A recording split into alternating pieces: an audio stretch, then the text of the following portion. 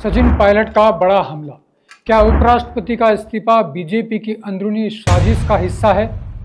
नमस्कार, देश की राजनीति में एक और बड़ा बवंडर और मैं हूं आपके साथ शैलेंद्र। उपराष्ट्रपति जगदीप धनखड़ के अचानक इस्तीफे से न केवल सियासी गलियारों में हलचल मचा दी, बल्कि अब कांग्रेस नेता सचिन पायलट के ताज़ा बयान ने इस मसले को और भी गर्मा दिया है। दरअसल विदेश दौरे से लौटे टोंक विधायक और पूर्व मुख्यमंत्री सचिन पायलट ने सीधे सीधे भारतीय जनता पार्टी और केंद्र सरकार पर सवाल खड़े कर दिए। उन्होंने कहा है कि बीजेपी ने कभी भी संवैधानिक संस्थाओं और संवैधानिक पदों का सम्मान नहीं किया। उन्होंने ये भी पूछा, क्या ये इस्तीफा वाकई खुद से दिया गया या फिर पार्टी ने दबाव में लिया। पायलट का दावा है कि उपराष्ट्रपति धनखड़ की कार्यशैली से ऐसा नहीं लगता था कि वो बीमार थे या काम नहीं कर पा रहे थे। उन्होंने कहा है कि देश में उपराष्ट्रपति का पद सिर्फ एक संवैधानिक जिम्मेदारी नहीं, बल्कि पूरे लोकतंत्र की रीढ़ है। तो आइए पहले सुनते हैं पायलट ने क्या कुछ कहा। मानने से इनकार करता हूं कि मात्र स्वास्थ्य कारण से धनखड़ साहब ने अपना इस्तीफा दिया होगा। जरूर कुछ ना कुछ दबाव होगा, कुछ ना कुछ कहा सुना गया होगा जिस वजह से उन्होंने अपना इस्तीफा दिया। लेकिन ये जो जल्दबाजी से पर्दे के पीछे चुपचाप तरीके से इस्तीफे लिए जा रहे हैं, लोगों को हटाया जा रहा है, इन कारणों का खुलासा सरकार को करना चाहिए। और मुझे लगता है आज नहीं तो कल पूरी बात सामने आएगी, सच्चाई का पता पड़ेगा कि किन कारणों से ये सारा कुछ हुआ। खड़गे जी ने कहा कि दाल में कुछ काला है या पूरी दाल काली है। क्या कह रहे हैं? खड़गे जी ने कहा कि दाल में कुछ काला है। हाँ, तो खड़गे साहब ने बिल्कुल ठीक कहा कि जरूर दाल में कुछ काला है।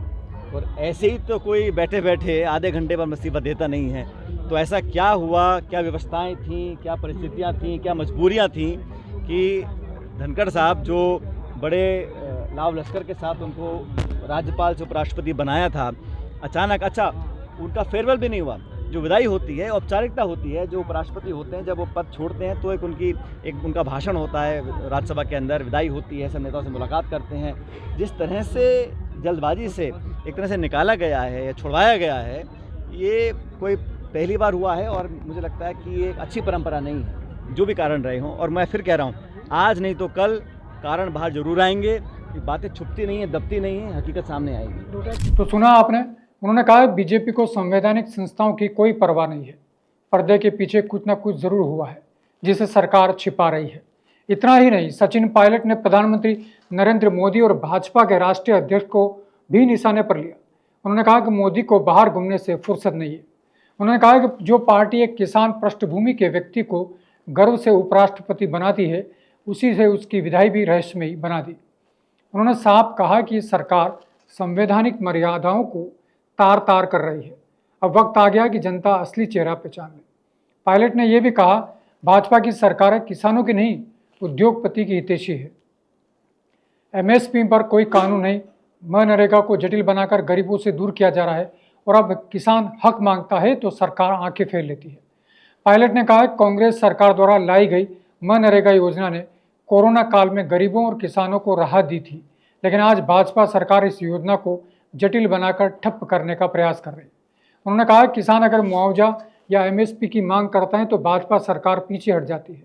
सरकार में बैठे लोग किसानों, बिजली, पानी, खाद, बीज की चिंता नहीं करते। उनकी जनता के प्रति कोई जवाबदेही नहीं है। उन्होंने कहा कि केंद्र सरकार की किसान विरोधी नीतियों, काले कानूनों और मंडी व्यवस्था को खत्म करने की नीयत ने साबित कर दिया है कि ये सरकार केवल अमीरों की है। भाजपा ने देश के संसाधन एक दो उद्योगपति को सौंप दिए हैं और गरीबों को हाशिए पर धकेल दिया। तो आइए सुनते हैं पायलट ने क्या कुछ कहा। जो अब बार बार प्रदेश सरकार और मुख्यमंत्री बोल रहे हैं रिकॉर्ड तो डेवलपमेंट किया है, तो आंकड़े बताइए ना, किस में डेवलपमेंट किया है आपने, कितना पैसा रिलीज किया है। ग्रामीण क्षेत्रों में, गाँव में विकास ठप पड़ा है, ठेकेदार हड़ताल कर रहे हैं। जो नरेगा के काम, नरेगा जो योजना थी लगभग बंद सी कर दी इन्होंने।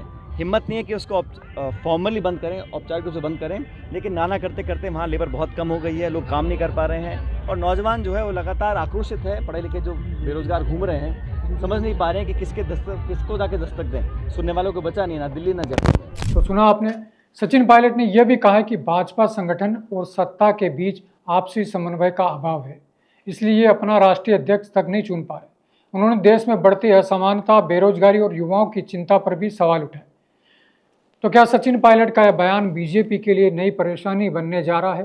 क्या उपराष्ट्रपति के इस्तीफे के पीछे वाकई कोई सियासी साजिश है और क्या आने वाले समय में विपक्ष इस मुद्दे को संसद में तूल देगा? सवाल कई हैं, जवाब अभी बाकी है। ऐसे ही और राजनीतिक अपडेट के लिए जुड़े रहिए भारत रफ्तार के साथ।